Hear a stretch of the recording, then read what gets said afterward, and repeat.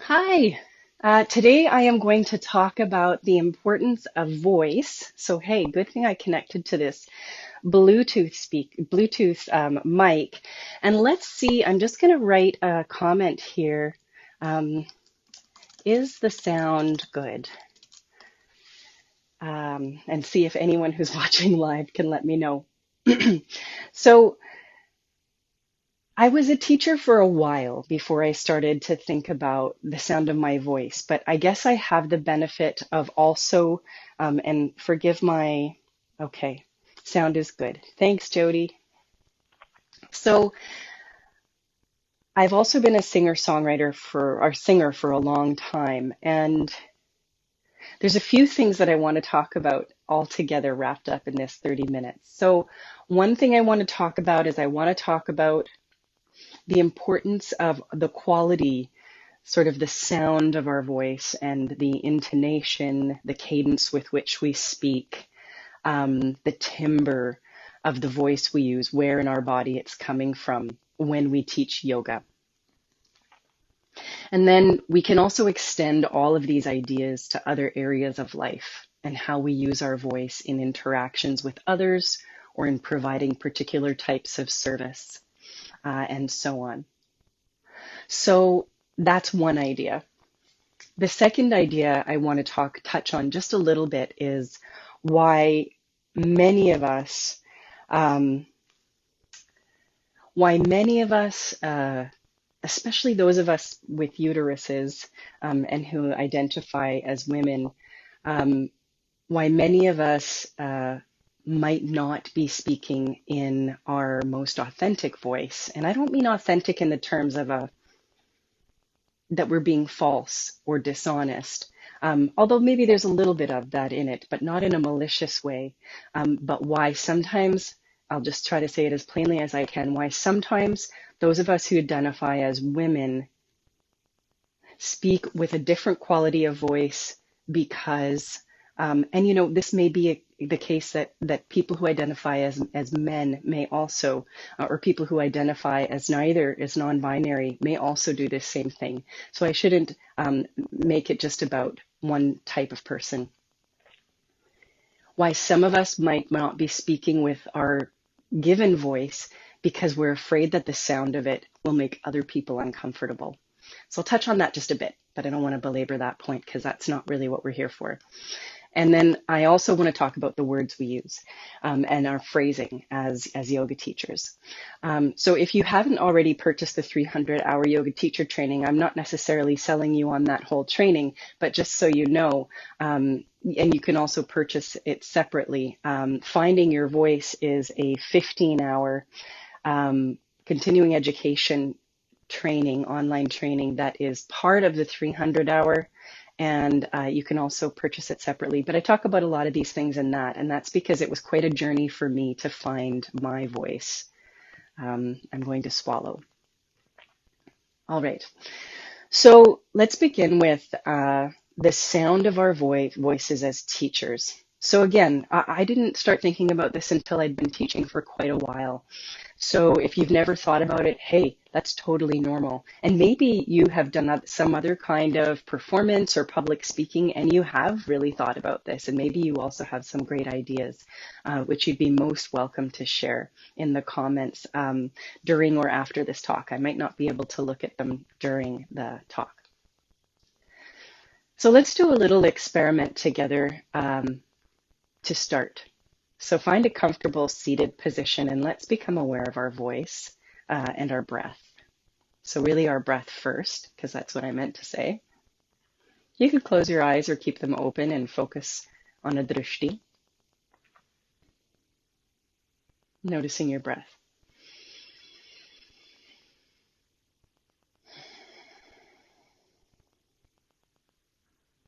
Similar to, when we want to improve our posture, we can't really start thinking about posture just in terms of what our back is doing, and then start wrenching our back into a better posture and thinking that that's going to be sustainable, because we're not starting from the ground up.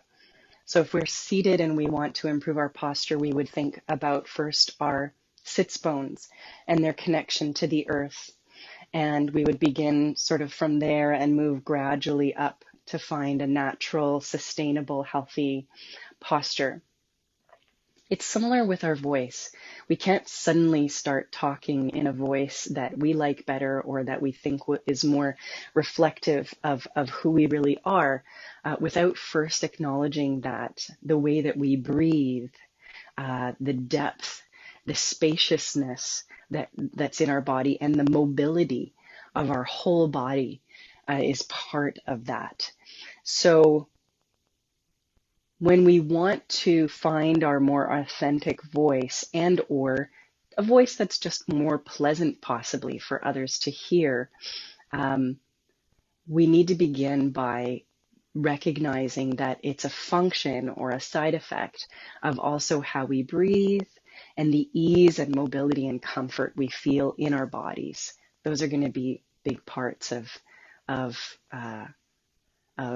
transforming the sound of our voice.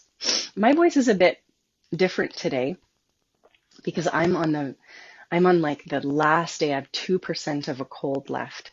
And so it's not, it's maybe not my best voice. It's a little bit up here. But let's do a little bit of bee breathing, and let's explore the different places where we can create vibration in our bodies, because I think that that our Brahmari and our bee breath is a really good example of the different places from which we speak. So you can do it eyes closed or eyes open. If your eyes are open, find a drishti, a gaze point. I think I'll keep my eyes open and become aware of your breath. And we're going to do this Brahmari in sort of a different way, not the traditional way. I'm not going to ask you to close your ears or close your eyes unless you want to. So let's begin by inhaling and then exhaling in a way that we feel like we're making the sound all up in here in the sinus and the nose and the face area. Okay, and let's see how that sounds.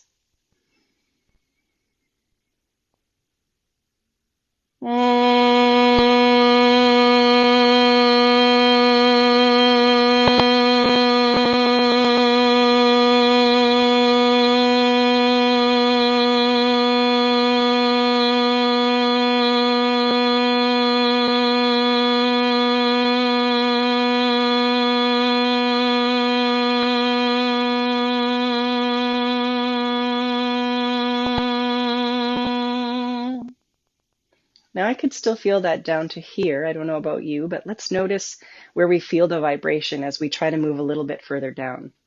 So we're going to do another breath and another humming exhalation, and we'll see if we can try to focus that in the chest.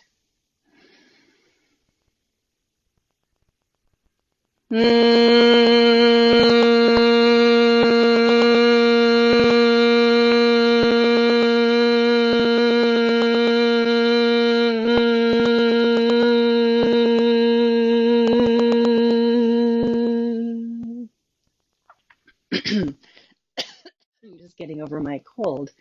That gave me a bit of a tickle in the throat. So that's a little bit lower, right? The voice starts to get a bit lower. Now let's try it a little bit lower, maybe in the solar plexus area.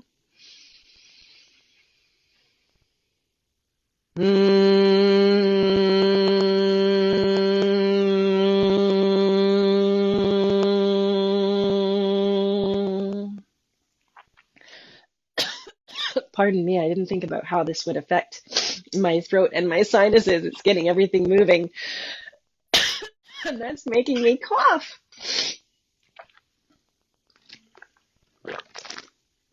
Funny though that I didn't think about that. So one more, let's try it again. So you can still do this in yourself, even though I'm not the best guide at the moment. Breathing in and then exhaling from way down in the belly, okay?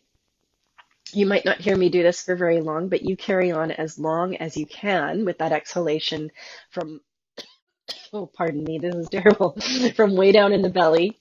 And yeah, and you try to notice where everything is vibrating, okay? I think I'm just going to sit this one out so that I don't trigger more of this coughing. So breathing in. And then as you exhale, do it from way down deep in the belly.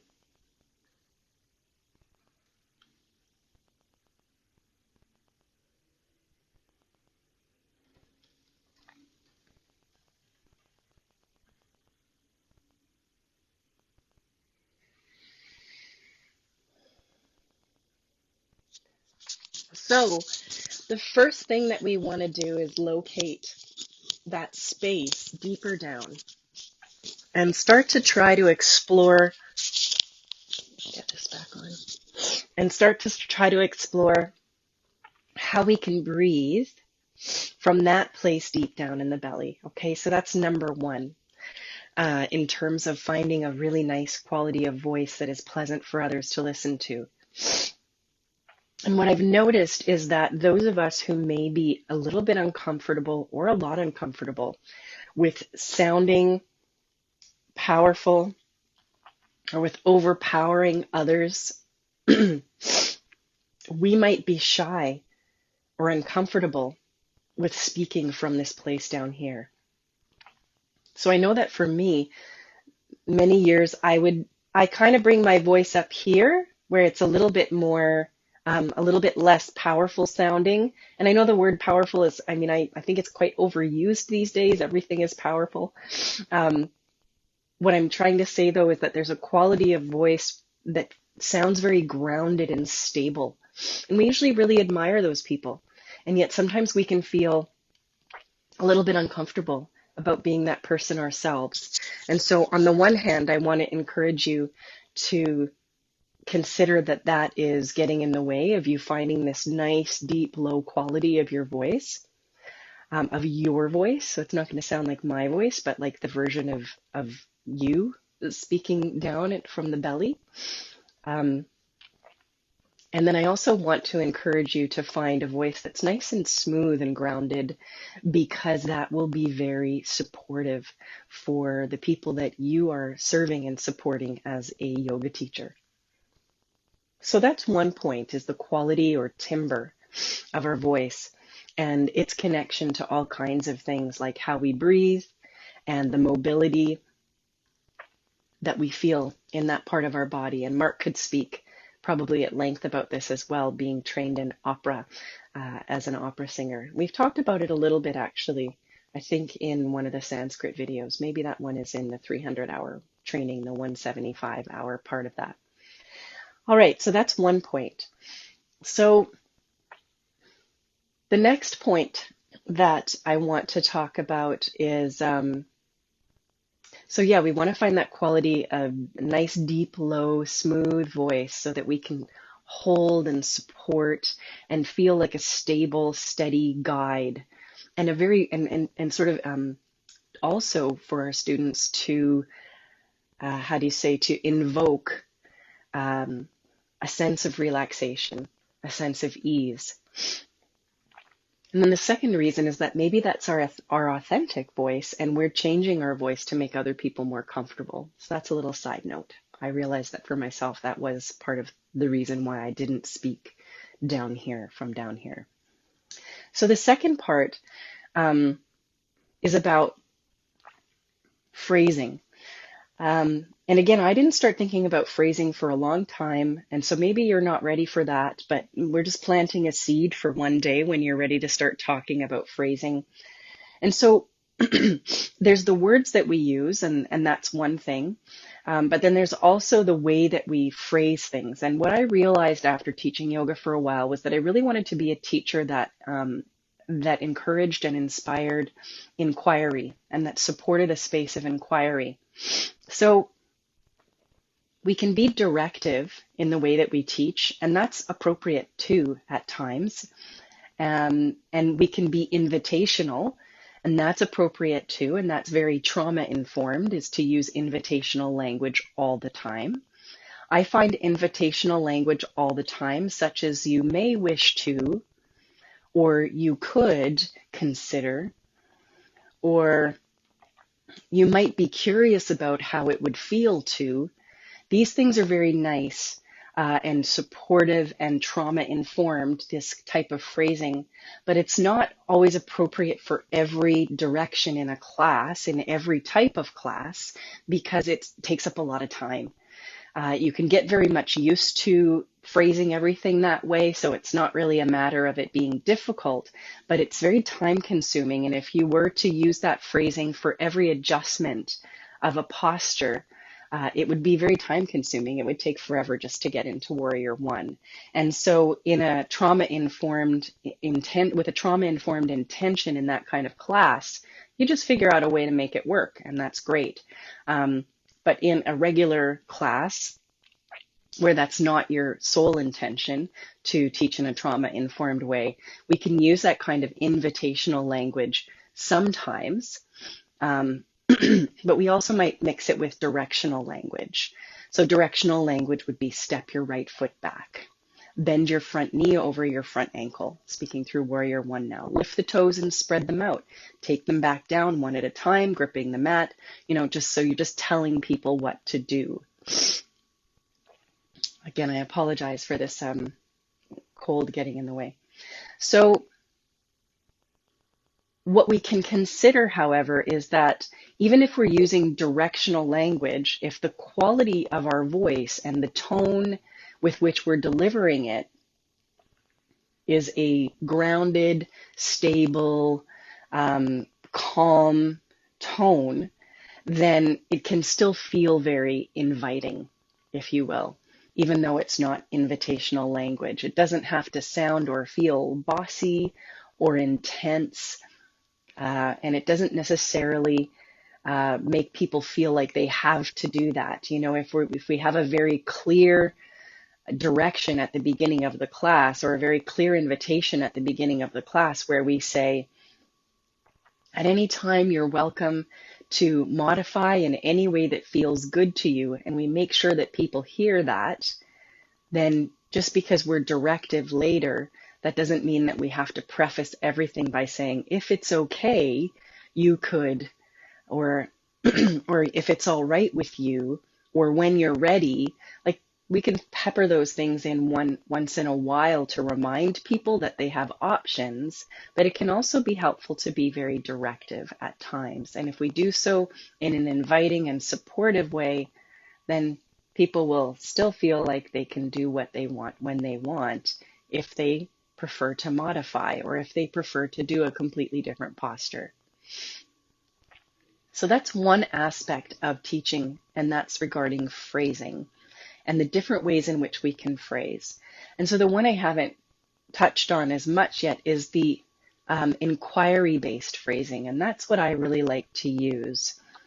And so I would usually direct people into a posture, and once they're in the posture, I would direct their attention onto themselves. So cueing into the posture, and then using the time in the posture to inquire into, notice where the body is being moved by the breath. Notice the movement of the breath. Notice the length of exhalation. Notice what sensations are arising. So this type of inquiry-based language might replace fact-based language, or fact-based is maybe not quite the right word. It might replace language where we might want to explain what people should be feeling, or what the purpose of a posture is. So in the training, for example,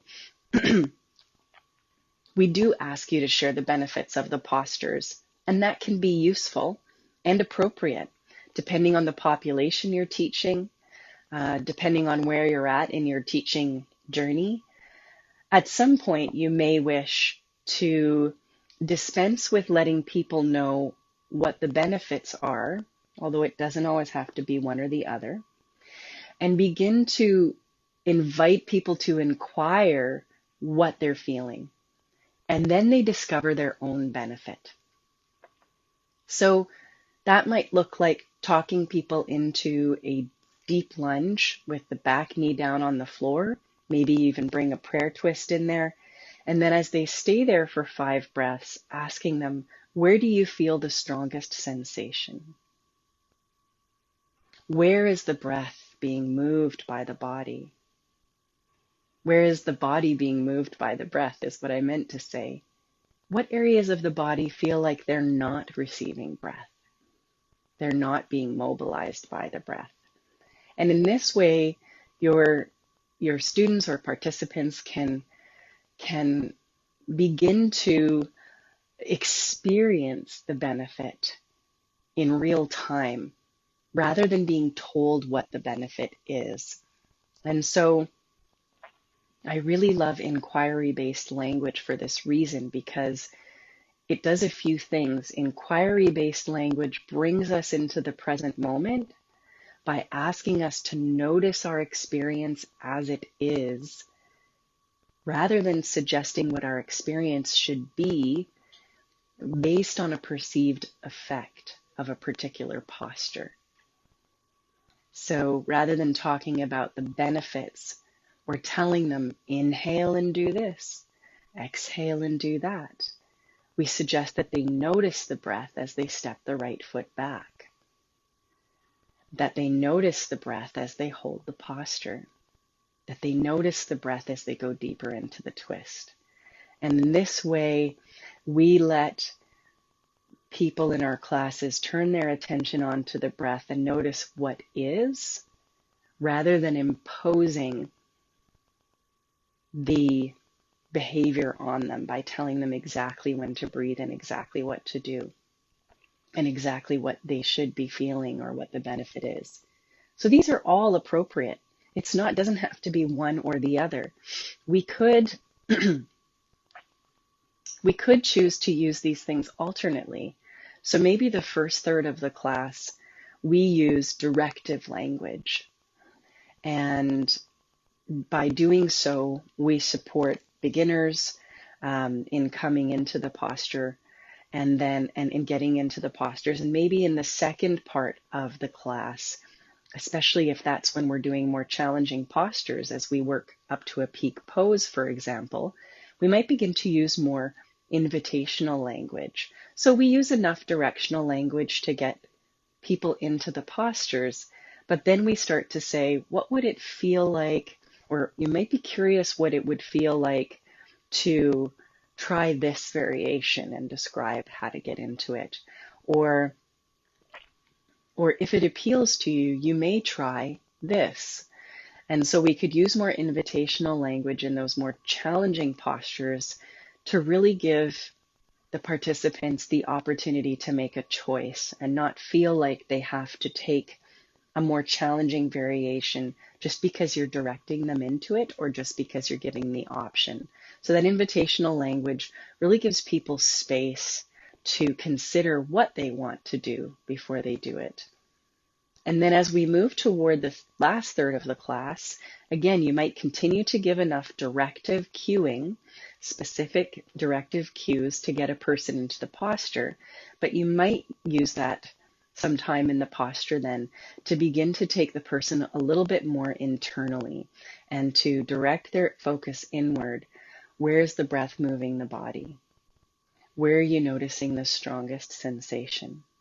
Is there some part of the body that is not involved in this posture?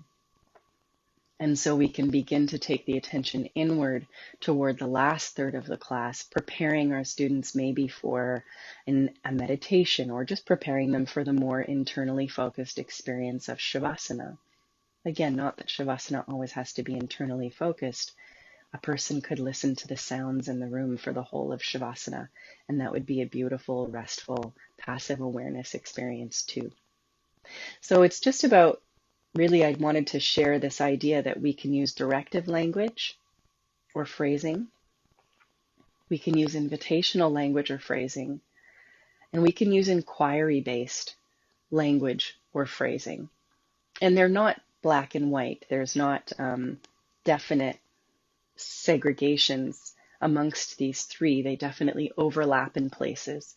And we can also use all three of those types of language in our class at different parts during the class or at different parts in each posture, Now, you might not be surprised to hear that I think, talk too much in my classes.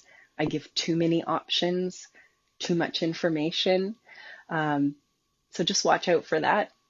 Don't be me and talk too much. Make sure that within all of this invitational and inquiry-based directive language that you allow some time of silence for the experience. And become curious about how these different ways of phrasing things and these different ways of directing your students' attention can change the quality and the effects of their practice. And meanwhile, you might be exploring different ways of speaking. So you might be really dropping down here during anything that you say during a meditation or during Shavasana. And when you really want to motivate people and they're getting into a challenging peak pose, you might bring your voice up into that nasal area with more excitement and a little more intensity and a little bit more enthusiasm. And then there's a place in the middle. And then there's our soft voice. Just make sure that people can hear you. I've often gotten into a soft voice and people at the back say, I can't hear you anymore. So all of these things we can think about and be curious about and start to bring when we're ready into the way that we teach and into our personal practices, even in our relationships with people around us. We can think about how the timbre and the quality of our voice, the cadence or pace at which we offer information, and the tone or intonation that we use, how all of these things can affect how our instruction is digested, absorbed, received, how our words and information are digested, absorbed, and received. So that's just what I wanted to share today, mostly. I apologize again for the technical difficulties in terms of my biological machine at the beginning there. And I hope that you still got something out of this, even though, thank you. Thanks, Carrie. I do feel almost 100%. I actually thought everything was gone until I started doing the bee breathing and realized that it loosened and vibrated everything, which is a wonderful thing to get to notice again the effects of these practices that I've been doing for a long time, but noticing it in another state. So hopefully that offers you some things to think about and explore and experiment with. And thank you for listening. And I'm wishing you all a wonderful day exploring, letting your voice come out from different areas of your body and seeing how that feels. See you next time.